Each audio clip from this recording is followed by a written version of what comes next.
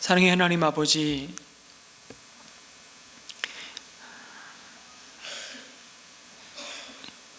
엘리야에게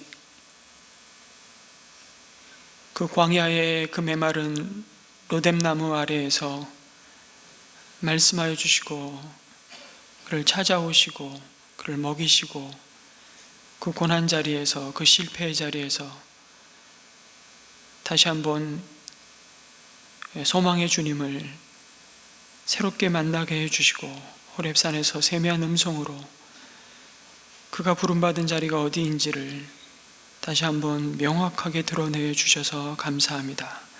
동일한 아픔과 공고함을 가지고 살아가는 우리들을 향해서도 오늘 이 시간 주님의 생명의 말씀으로 주의 세미한 음성을 들려 주시옵소서.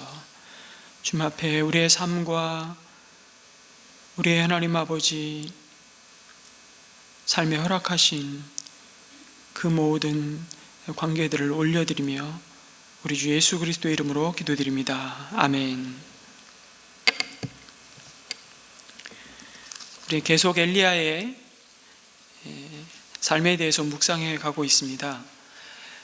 잘 아시듯이 엘리야는 갈멜산에서 바알과 아세라 선지자들과 대결하고 하나님이 불을 내려 제단의 제물뿐만 아니라 그 위에 엄청나게 갖다 부은 그 모든 물을 말려버리기까지 하나님의 불로 임재하신 하나님의 살아계심을, 하나님의 영광을 보았던 사람입니다. 그리고 즉시 850명의 바알과 아세라 선지자들을 제거하고 씁쓸하게 자기의 초소로 돌아가는 아합 왕의 마차를 앞질러서 달려가는 이 엘리야의 모습은 그 어떤 승리의 개선장군의 위엄과도 비교할 수 없을 만큼 아주 당당하고 존엄해 보였습니다. 그런데 열왕기 19장에서 그 용맹스럽던 엘리야의 모습은 어디로 간 것일까요? 정말 미스테리한 엘리야의 모습을 성경은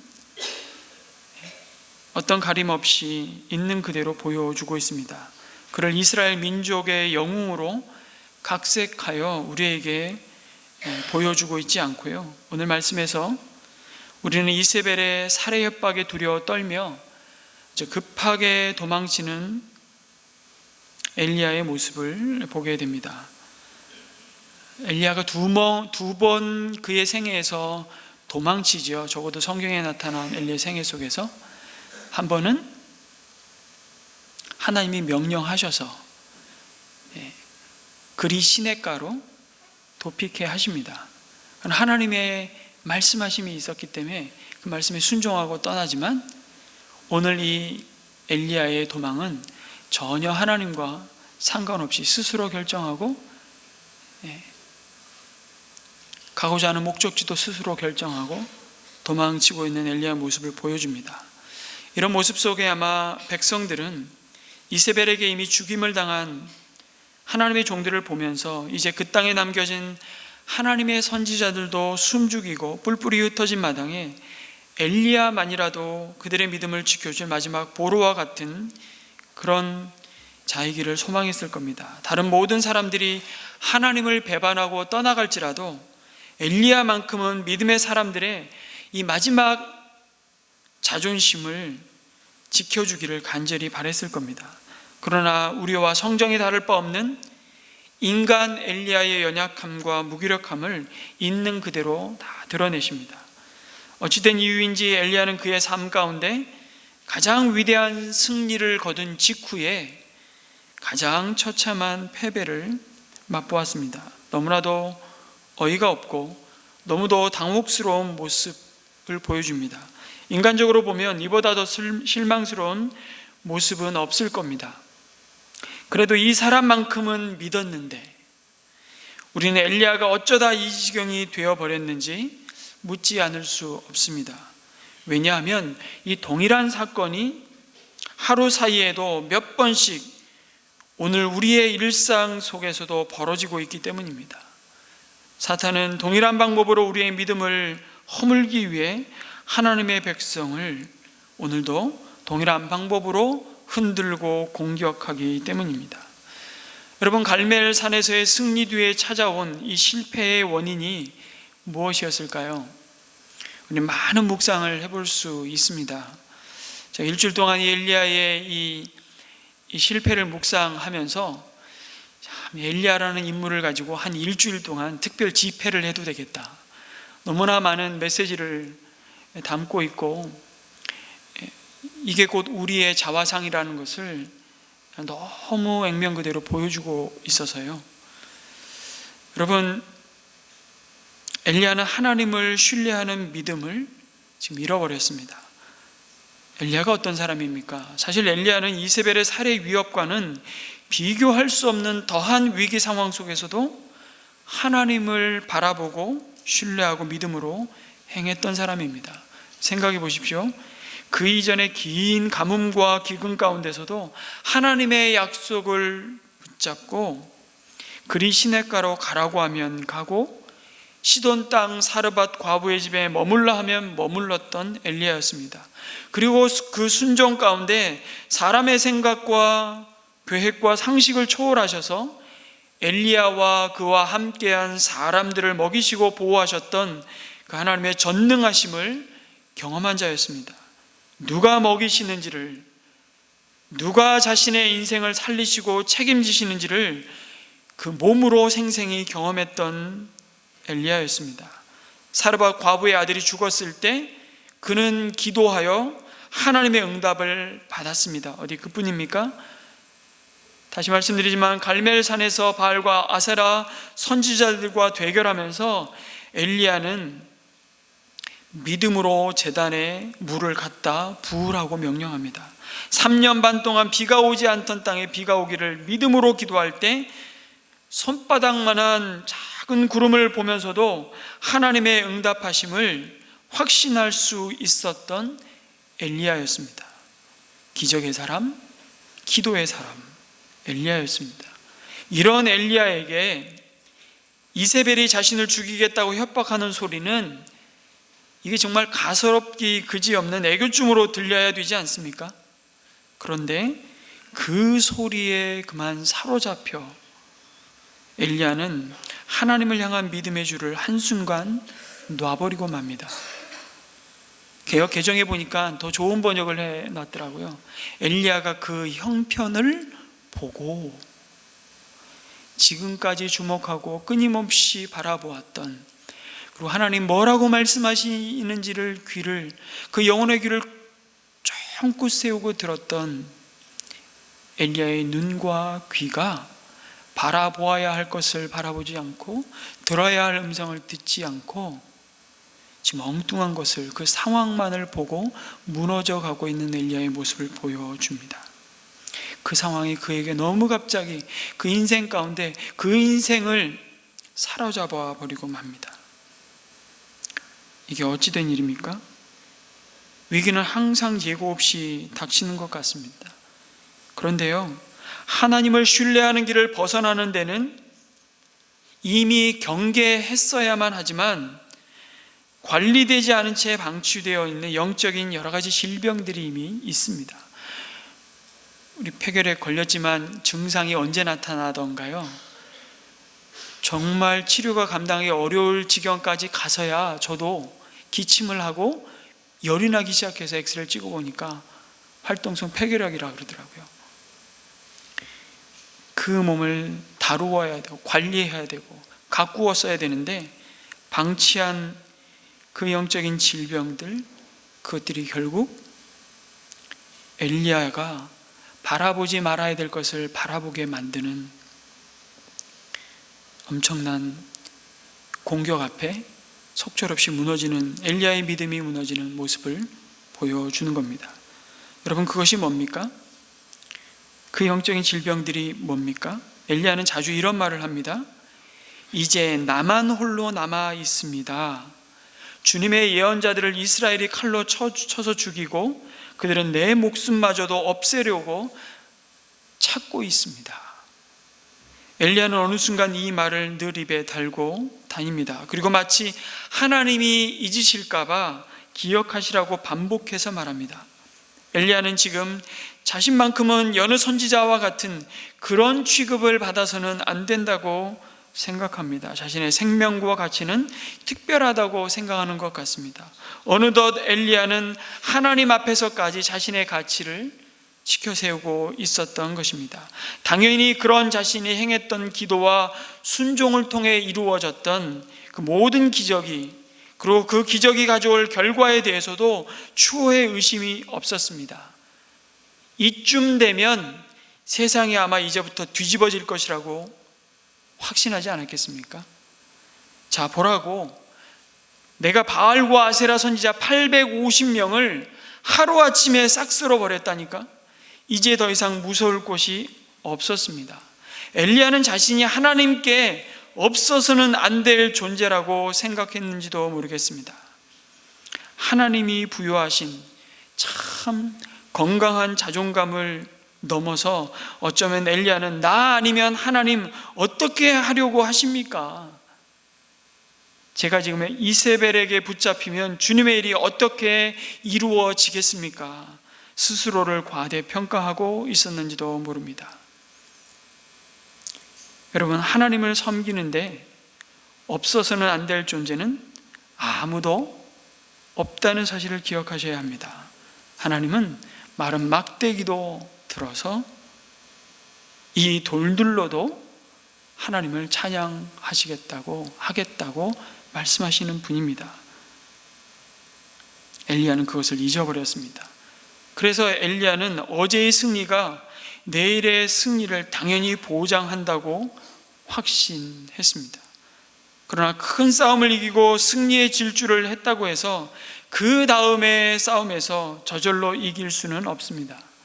여러분, 엘리야가 갈멜산에서 승리한 것과 이세벨의 한마디 말에 두려움에 사로잡혀 믿음에서 추락하는 사건은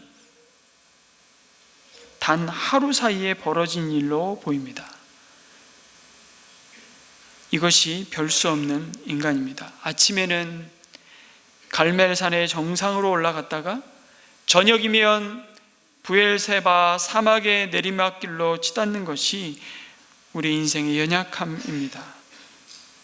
여러분, 우리의 문제가 뭡니까? 우리의 문제는 갈멜산의 승리와 하나님의 놀라운 은혜를 경험하지 못하는 것이 아니라 그것이 내일의 승리를 보장하는 것처럼, 내일의 승리가 당연한 것처럼, 아니 당연해야만 하는 것처럼 자꾸 착각한다는 것입니다. 여러분, 여리고에서 승리하고 아이성에서 대패했던 이스라엘의 역사가 가르치신 교훈이 무엇입니까? 어제의 승리가 오늘의 승리를 보장하지 않는다는 것입니다. 그 어제의 승리 가운데 나에게 감추어진 죄악들, 나에게 감추어진 하나님 앞에서의 품지 말아야 할 선한, 아니 악한 동기들을 하나님은 여지없이 그 다음 전쟁에서 여지없이 다 드러내십니다. 그래서 사도 바울은 너희가 믿음에서 선줄로 생각하거든 넘어질까 조심하라고 경계하지 않습니까? 그래서 우리는 오늘 주시는 일용할 은혜가 필요합니다. 오늘도 우리를 도우시는 일용할 하나님의 지혜와 능력을 구해야 합니다. 오늘 우리가 주목하고 바라보아야 할 일용할 말씀이 필요합니다. 예수님은 십자가에서 이미 모든 죄를 속량하시고 부활하심으로 영원한 죽음의 저주와 악으로부터 승리하셨습니다. 그리고 예수님 안에서 우리에게 영원한 생명을 주셨습니다. 이제 우리는 더 이상 죄와 사망의 권세에서 종노릇하지 않습니다. 이제 더 이상 우리에게 정죄함이 없습니다. 그럼에도 불구하고 우리는 여전히 이 땅에서 치열한 영적 전투를 벌이고 있습니다. 히브리서 기자는 우리가 죄와 싸우되 피 흘리기까지 싸울 것이라고 말씀하십니다. 그래서 에베소서 6장에서는 우리가 하나님의 전신갑주를 입고 이 세상의 악한 영들과 오늘도 치열하게 싸우는 주님의 군사들로 부름받았다고 말씀합니다. 우리의 정체성은 그렇게 소개하죠. 어제의 믿음이 오늘의 믿음을 지켜주지 않는다는 사실을 기억하라고. 그럼에도 우리는 한 번 승리가 영원한 승리라고 착각하는 때가 얼마나 많은지 모릅니다. 한 번 승리로 영원한 승리를 얻으신 분은 딱 한 분밖에 없습니다. 바로 예수 그리스도이십니다. 그래서 우리는 다시금 그 예수님을 바라보아야 합니다. 여러분, 왕년의 신앙으로 오늘을 살겠다고 덤비면 우리는 실패합니다. 우리는 믿음에서 미끄러져서 갈멜산의 승리를 추억으로만 간직한 채 브엘세바를 지나 끝없는 광야에서 목마른 갈증으로 헐떡일 것입니다. 나도 왕년에 다 기도해 봤어. 오늘 여러분 기도하고 계십니까? 나도 왕년에 다 봉사해 봤어. 지금 하나님이 부르시는 그곳에서 여러분 섬기고 계십니까? 나도 소시적에 다 목장 모임 참여해 봤어. 지금 여러분을 부르시고 두신 그 목장에서 여러분 삶을 나누고 함께 그리스도의 몸으로 지어져 가고 계십니까? 나도 왕년에 다 전도해 봤어. 당신은 지금 당신에게 보여주시고 옆에 데려다 놓으신 그 VIP를 품고 그를 위해 기도하며 그의 영혼이 주께 돌아오는 것을 위해 애통해 하십니까? 그렇지 않다면 어쩌면 당신은 지금 엘리야와 같이 스스로 광야에 파묻혀 하나님, 이제 그만합시다, 더 이상 살 소망이 없습니다라고 말하면서 하나님이 부르신 그 사명지를 이탈한 영적 탈영병일지도 모릅니다. 발음이 참 어렵네요. 탈영병. 여러분, 우리를 이 땅에 남겨두신 이유는 아직 우리에게 하나님이 주신 사명이 남아있기 때문임을 믿으시기 바랍니다. 그리고 그 사명지가 어디인지 늘 확인하십시오. 내 직장인지, 아니면 지금은 나의 자녀를 양육하는 것인지, 아니면 지금은 교회 공동체의 지체를 섬기는 것에 집중하시는 때인지, 아니면 지금은 열심히 하나님이 주신 기업을 땀 흘며 수고함으로 일구어야 할 때인지, 언제나 민감하게 나의 사명지에서 하나님께 묻고 그 가운데 오늘도 일하시는 하나님의 역사를 경험하시기를 소망합니다. 엘리야는 안타깝게도 하나님께서 듣게 하신 이세벨의 소리를 듣고 이 상황을 놓고 엘리야는 기도하지 않았습니다. 자, 보십시오. 엘리야는 언제나 기도의 사람이었습니다. 기도하지 않고 그는 행한 법이 없었습니다. 엘리야가 위대한 것은 그 사람이 다른 누구보다도 남다르고 특별해서가 아닙니다.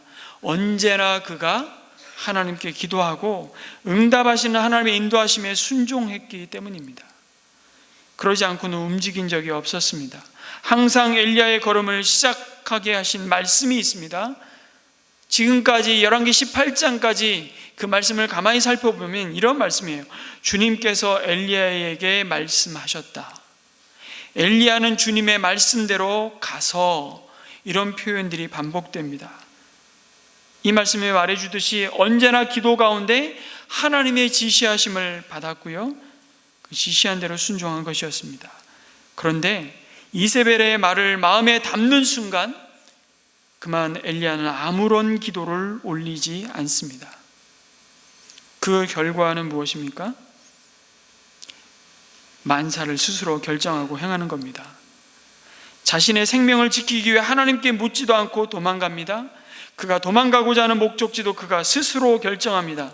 하나님의 뜻과 인도를 받지 않으면 결국 모든 인생은 자기의 뜻과 인도를 따르게 되어 있습니다. 그리고 그 길의 끝은 절망이고 탈진입니다. 자기를 혹사하는 것이죠. 내가 이렇게 해서라도 하나님께 인정받고자 하는 다른 복음을 붙잡고 하나님께 생생내기 위해 달려가고 있는, 그러다 탈진하는 엘리야의 모습을 보게 되는 것입니다. 여러분, 그가 떠나온 이스라엘은 오랜 가뭄을 끝내고 하나님의 은혜의 비를 받으면서 그 갈증을 지금 해소하고 있습니다. 그런데 아이러니하게도 그 비를 내리도록 기도했던 엘리야 자신은 정작 물 한 방울 없는 이 광야에서 목말라 하고 있습니다. 그리고 드디어 살고자 도망친 그 길 끝에서 엘리야는 죽기를 간구합니다. 참 인생이 허무하죠. 기도의 사람이 기도를 멈추고 믿음의 사람이 하나님을 주목하지 않을 때 그 사람에게 찾아오는 것은 하나님을 향한 원망입니다. 엘리야가 갈멜산에서 내려온 이후에 부엘세바를 지나 광야 한복판에서 처음으로 드린 기도가 바로 하나님 이제 내 생명을 취해달라고 하나님께 드린 원망과 탄식의 기도였습니다. 하나님께 묻지 않고 스스로 행한 길의 끝에서 드린 기도가 탄식이었다는 겁니다. 우리는 우리에게 벌어진 이해할 수 없는 위기 앞에 여러분 탄식할 수 있습니다. 그리고 수많은 탄식이 시편의 기도로 기록되어 있습니다. 다윗도 수없이 탄식했습니다. 그러나 그 탄식이 하나님이 여전히 이 모든 상황과 역사를 주관하고 계심을 신뢰하지 않고 분별하지 못하는 영적인 무감각에서 비롯된 것이라면 그 기도는, 그 탄식은 스스로의 마음을 달래는 독백일 뿐이라는 것이죠. 이러한 하나님의 계획과 소망을 바라보지 못하고 드리는 탄식은 결국 자기 연민에 빠지고 맙니다. 엘리야가 로뎀나무 아래에서 죽기를 청하며 또 뭐라고 말합니까? 나는 내 조상보다 조금도 나을 것이 없습니다. 언제부터 엘리야가 남과 비교하기 시작했습니까? 그러면서 스스로를 비하하고 있습니다. 과대평가와 자기 비하는 일맥상통입니다. 극과 극으로 가는 거예요.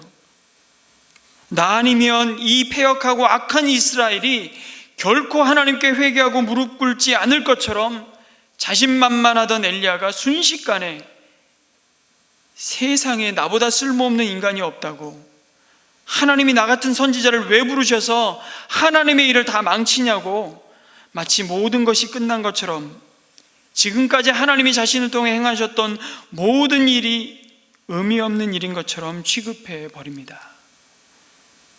그렇지 않습니다. 그것은 하나님까지도 초라한 분으로 만드는 것입니다. 우리는 끊임없이 하나님 앞에서 겸손해야 합니다. 사실 나의 약함과 나의 악함을 보여주실 때마다 우리는 철저하게 엎드려야 합니다. 하나님, 나를 불쌍히 여겨주십시오. 하나님, 나에게 긍휼을 베풀어 주시옵소서 기도해야 합니다.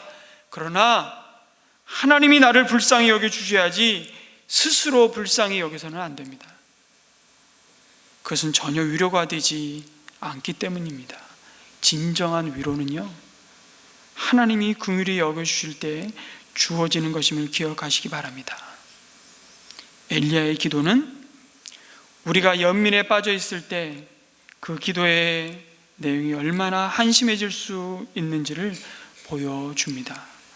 하나님이 약속하시고 행하셨던 좋은 일들은 잊어버리고 엘리야처럼 우리가 진짜 원하지도 않는 것들을 계속해서 구하게 만듭니다. 여러분, 이렇게 자기 연민에 빠져서 지나온 시간들 속에 역사하셨던 하나님을 주목하지 못하고 부정하는 엘리야의 탄식, 그것이 기도라고 합시다. 기도라고 말씀하셨고요. 감사한 것은 그 기도를 하나님은 응답하지 않으셨다는 것입니다. 할렐루야. 하나님이 우리의 모든 기도에 응답하지 않으신다는 것에 감사하시기 바랍니다. 왜요? 우리는 영적으로 어둡고 세상의 염려와 두려움에 사로잡힐 때 우리 자신조차 우리가 드리는 기도가 뭔지를 잘 모르기 때문입니다. 그리고 우리가 기도한 대로 다 응답하시면요, 내일은 지구의 종말입니다. 우리가 얼마나 이기적이고 자기 중심적이며 탐욕적인지를 하나님 너무 잘 알고 계세요.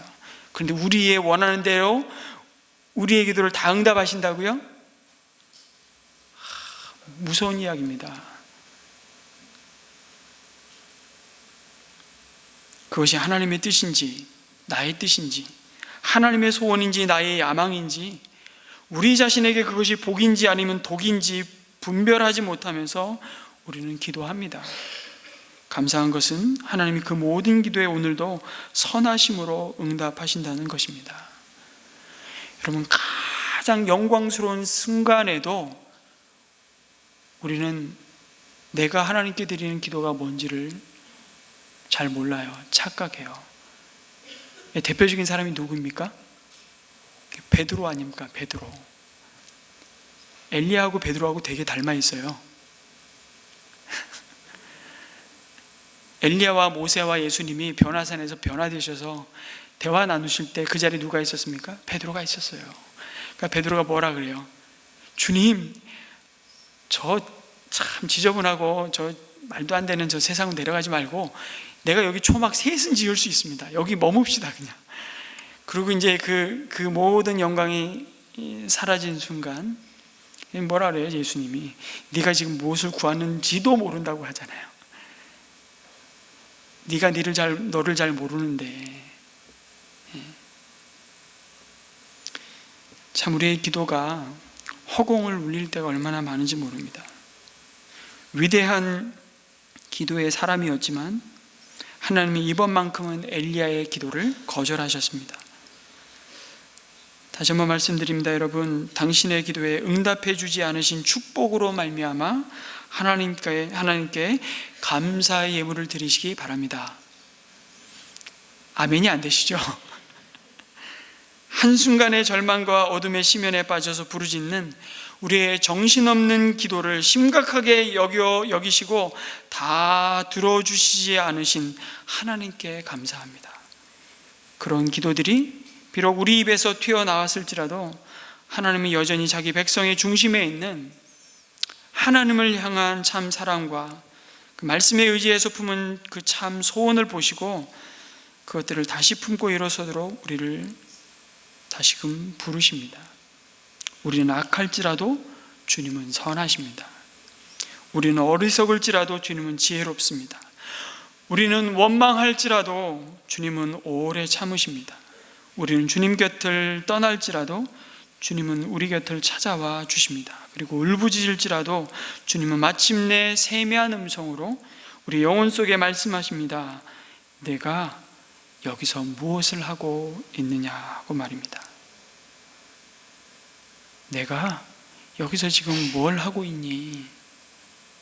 그 실패의 자리, 그 절망의 자리, 아무 소망이 없다고 말하는 그 자리에 자신의 믿음 없음으로 말미암아 널브러져 있는 그 자리에 주님은 찾아오셔서 세미한 음성으로 묻고 계세요. 내가 여기서 무엇을 하고 있느냐? 이 질문을 언제도 하셨다고요? 에덴 동산에서부터 하셨어요.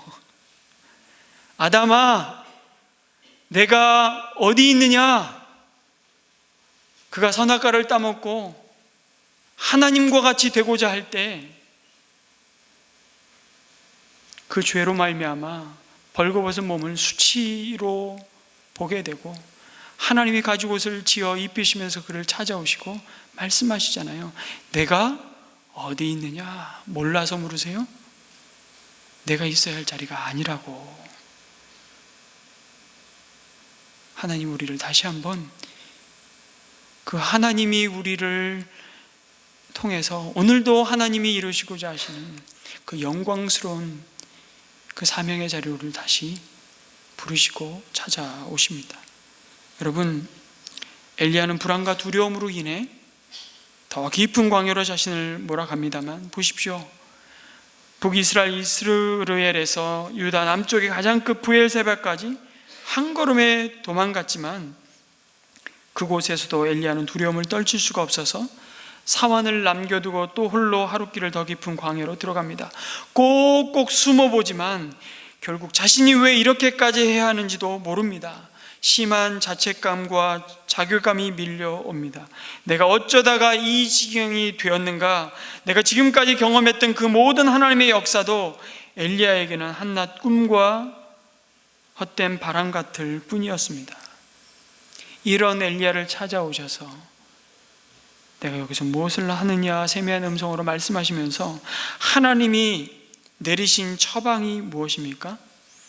내가 너를 어떻게 여기까지 인도하고 보호하였는지를 까맣게 잊어버리고 여기 이 광야에서 죽치고 앉아서 나를 원망하느냐? 이 괘씸한 자를 보았냐고 그 광야 로뎀나무 아래에서 축 늘어져서 죽기를 청하는 엘리야를 야단치지 않으십니다.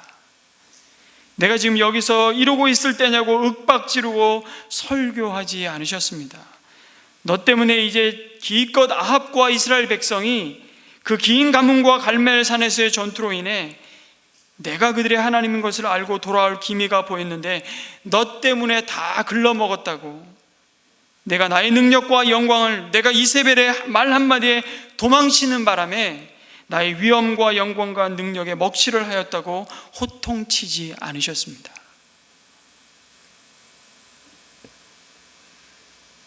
이 점에서도 베드로와 너무 닮아 있어요. 베드로가 내 옆에 있는 당신의 이 모든 제자들이 다 주님 당신을 버리고 떠나갈지라도 나는 절대 주님 떠나지 않습니다. 나는 주님 가신 길 끝까지 나는 쫓아갈 겁니다. 그렇게 장담하던 베드로가 여종의 질문 앞에 누가복음에 보니까 예수님을 저주하며 부인했다고 얘기합니다. 더 놀라운 장면을 증언해 주고 있습니다. 예수님이 베드로의 눈빛과 마주쳤다고. 그때 베드로의 심정이 어땠을까요? 예수님이 그때 그 마음속으로 어떻게 말씀하셨을까요? 야 인간은 내가 너 그럴 줄 알았다. 이 싸가지 없는 인간, 내가 너 그렇게 호언장담할 때부터 내가 알아봤어. 마음속으로라도 그렇게 생각하지 않으셨어요. 어디서 알 수 있습니까? 다 실패하고 또다시 옛자리로, 어부의 자리로 돌아간 갈릴리에 예수님이 아침 밥상 차리시고 찾아오시잖아요. 똑같습니다. 하나님이 어떻게 하십니까? 먹이시고 재우시고 또 먹이시고 재우십니다. 그리 시냇가와 시돈 땅 사르밧 원수의 목전에서 식탁을 베푸셨던 것처럼 다시 처음부터 그를 이번에는 천사를 동원해서 먹이셨습니다. 여러분, 지금 엘리야가 꿈꾸고 환상을 보고 있는 게 아닙니다. 리얼이에요. 천사는 그 식사를 준비하고 엘리야를 깨웁니다. 그것을 먹다가 엘리야는 너무 피곤한 나머지 또다시 잠을 청했습니다. 그리고 또 찾아와 그를 깨우며 일어나서 먹으라고 하며 갈 길이 아직도 많이 남아있다고 말해줍니다. 이분이 우리의 하나님이십니다. 동일하신 하나님. 하나님은 로뎀나무 아래에서 지친 인생들을 어루만지십니다. 그리고 그에게 다시 하나님의 소명을 말씀하십니다. 그 실패의 자리에서 그를 다시 일으켜 세우시고 그에게 하나님의 소원을 말씀하시기 위해 호렙산으로 부르십니다. 성도 여러분, 우리들이 지쳐서 사는 것이 귀찮아서 힘겨워서 그리고 너무 외롭고 고독해서 시험이 너무 많아 인생살이가 너무 고달파서 피해가고 쉬어가고 가야 할 곳은 이제 광야의 로뎀나무 아래가 아니라 주님 우리에게 말씀하십니다. 갈보리의 십자가 나무 아래라고. 주님은 십자가에서 나의 모든 연약함과 어리석음과 그 죄가 가져온 모든 죽음과의 싸움을 이겨주셨기 때문입니다. 그곳에서 주님은 나의 모든 죄와 실패들을 못 받고 부활하셨기 때문입니다. 오직 십자가만이 우리들이 쉴 수 있는 영원한 안식처입니다. 당신의 무거운 짐을 주님의 십자가 위에 내려 놓으라고 하나님 오늘 우리를 다시 초대하십니다. 오직 십자가만이 우리들의 실패와 고난을 넘어 다시 주님께로, 다시 주님이 주신 거룩한 사명의 땅으로 달려갈 수 있는 힘과 용기를 주는 자리라고 말씀하십니다. 여러분, 엘리야의 도피는 하나님이 지키라고 말씀하신 소명의 땅이 아니었습니다. 그래서 하나님은 엘리야를 먹이시고 재우시고 모세가 하나님으로부터 받은 소명의 산 호렙산에서 동일하게 엘리야를 영광 가운데 만나시면서 세미한 음성으로 들려주시는 소리가 바로 엘리야야 너는 여기에서 무엇을 하고 있느냐 질문하시는 겁니다. 그가 돌아가야 할 제자리가 어디인지를 다시 확인해 주십니다. 그가 잃어버린 부르심의 목적지가 어디인지 다시 말씀해 주십니다. 잃어버린 인생의 좌표를 다시 찍어 주십니다. 예수님도 자신을 버리고 도망간 제자들, 그들이 수치와 낙심 가운데 그들의 옛자리 여부의 자리로 돌아가 갈릴리 호수를 찾아오셔서 밤새도록 그물을 내렸지만 잡은 것이 없는 지친 그들에게 찾아오셔서 아침 밥상을 차리시고 생선을 구워 먹이셨습니다. 그리고 다시금 너희들은 오직 육신의 양식을 위해 물고기를 잡는 것으로 부름받은 자들이 아니라 사람을 낚는 업으로 부름받은 자들이라고 말씀하십니다. 그러시면서 특별히 베드로에게는 묻지어 내가 나를 사랑하느냐 3번 묻습니다. 그리고 3번 동일하게 그 사명을 다시 한번 확인시켜 주십니다. 너는 내 양을 먹이라, 내 양을 치라, 내 양을 먹이라. 3번 자기를 저주하며 부인한 베드로에게 3번 내가 나를 사랑하느냐 물으시면서 다시 하나님의 가장 큰 소원을 따라 그 사명을 따라 남은 길을 걸어가도록 그를 부르셨습니다. 여러분, 하나님이 우리를 부르신 소명의 땅, 그 정 위치에 머물러 있으면 아무리 위험해도, 아무리 따분하고 지루해도, 아무리 고달파도 궁극적으로 우리는 아무것도 잃지 않습니다. 저와 여러분을 부르신 직장에서 여러분은 하나님을 경외하는 사람으로 소명의 정 위치를 잘 지키고 있습니까? 아니면 눈 가리고 아웅하고 있지는 않습니까? 시간만 때우면서 시간만 가라, 나는 월급 받으면 그만이다, 이러고 있지는 않습니까? 정말 그 맡기신 일을 죽게 하듯 하고 있습니까? 그것이 내 사장의 일, 나의 일이기 이전에 주님의 일이라는 그 믿음으로 오늘도 하나님께 그 사명을 감당하기 위해 그 마음의 성실함과 그 손의 공교함을 주시도록, 은혜를 베푸시도록 믿음으로 여러분 기도하고 계십니까? 당신은 부부의 삶의 정 위치를 잘 지키고 있습니까? 모태신앙으로 어려서부터 교회에서 자랐던 한 자매가 공동체 앞에서 참 자매로서는 고백하기 어려운 은혜의 나눔을 했습니다. 이 자매는 결혼의 성경적인 가치관을 전혀 알지 못해서 혼전 임신으로 불신 결혼을 아무런 거리낌 없이 했습니다. 결혼한 뒤에는 남편을 사랑하지 못해서 남편과 계속 불화하며 연합하지 못했습니다. 그러다가 둘째를 임신한 중에 난 한 번도 너를 사랑한 적이 없다고 말하는 남편과 친권까지 포기하며 처절한 이혼을 했습니다. 이후에 나이도 어린 내가 무능하고 폭력적인 남편과 살 이유가 없다고 생각하면서 진정으로 내 마음으로 사랑하는 사람과 삶을 찾겠노라며 끝없는 방황의 삶이 시작이 되었습니다. 부부간의 사랑이 훼손되고 성적인 욕망에 흔들려 이혼을 정당화하면서 만나는 남자들과는 결코 진정한 관계를 지속할 수가 없었습니다. 그렇게 남자를 만나고 헤어지고 또 만나고 헤어지기를 반복하면서 세상 정욕에 사로잡혀 방황했지만 말씀과 믿음의 공동체가 없으니 어디에도 자신의 죄악을 꾸짖어 줄 지체가 없었습니다. 그렇게 주께 잊혀진 지가 오랜 세월, 공허함이 밀려들 때 이 자매가 한 지인의 결혼식 주례에서 하나님이 허락하신 가정을 깨고 이혼하는 것은 죄라는 말씀이 마치 천둥소리처럼 나팔소리처럼 들려서 이혼 10년 만에 교회로 인도함을 받았습니다.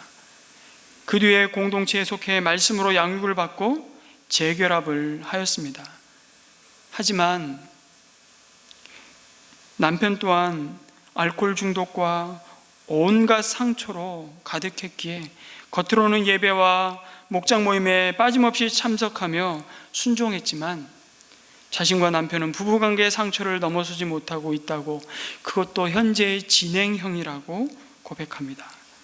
하나님이 정하신 경계 안에서의 성적인 관계는 아름답고 귀한 하나님의 선물이지만 충격적인 고백을 이 자매가 꺼냈습니다.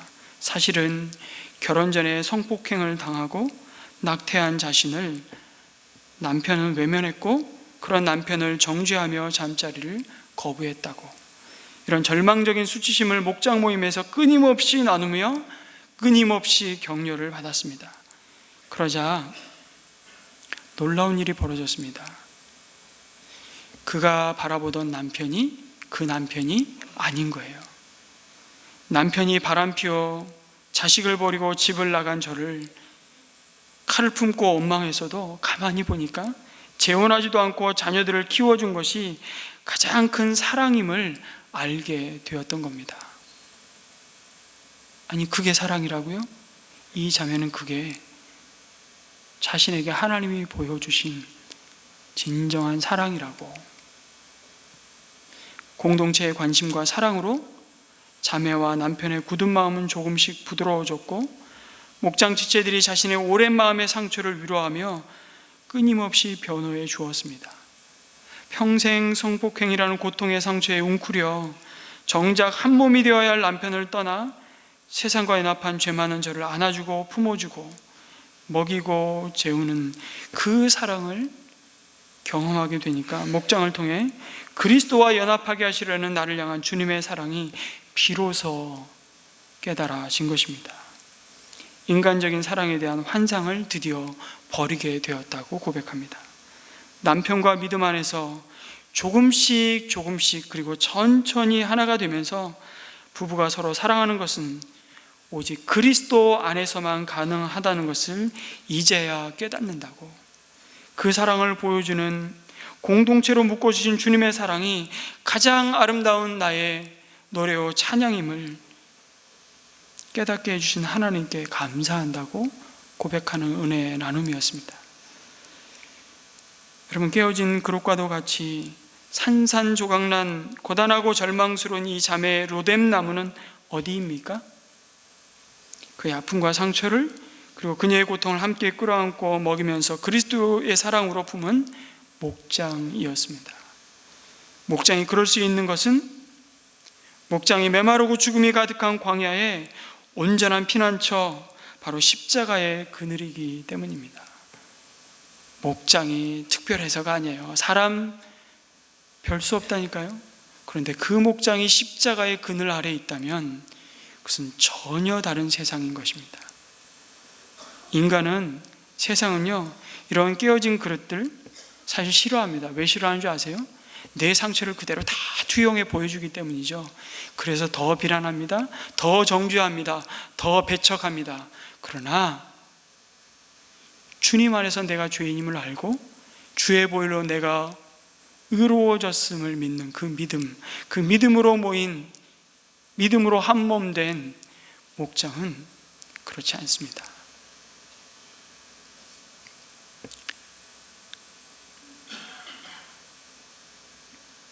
하나님은 그 목장을 통해서 깨지고 상한 그릇들을 여전히 사랑하십니다. 하나님은 조각난 파편들을 모두 주어서 그 목장을 통해서 처음 것보다 더 아름답고 쓸모있는 새 그릇으로 재창조하십니다. 어디에서라고요? 로뎀나무 아래서, 아니요, 십자가나무 아래서 힘없이 누워있는 우리 육신의 몸을 어루만지시고 우리 영혼의 깊은 잠을 깨우십니다. 그리고 우리들을 다시 새롭고 영원한 가치를 위해 소명의 땅으로 부르시는 것입니다. 그 세미한 음성이 바로 내가 여기서 무엇을 하고 있느냐 물으신 주님의 음성입니다. 사랑하는 성도 여러분, 오늘 하나님이 우리를 부르신 자리가 어디입니까? 그 선자리가 다 다르지만 그 부르심의 목적은 오직 한 가지입니다. 잃어버린 내 양을 찾고 그들을 먹이라고 부르십니다. 그럴 때 우리의 삶이 가장 복될 것이라고 주님이 약속하십니다. 그럴 때 주님은 우리의 모든 필요를 오늘도 신실하게 공급하시고 오늘도 가장 선하심으로 우리를 인도하시겠다고 말씀하십니다. 비록 그 길이 내가 원하는 방식과 내가 원하는 때 내가 원하는 자리가 아닐지라도 하나님은 언제나 그 자리에 당신과 함께 하시겠다고 약속하십니다. 당신을 먹이시며 당신을 통해 하나님의 구원을 오늘도 이루어 가겠다고 약속하십니다. 성도 여러분, 이 약속을 붙잡고 또 한 주간 주님이 주신 소명의 땅을 싱싱하게 달려가는 저와 여러분 되시기를 주님의 이름으로 축원합니다. 아멘.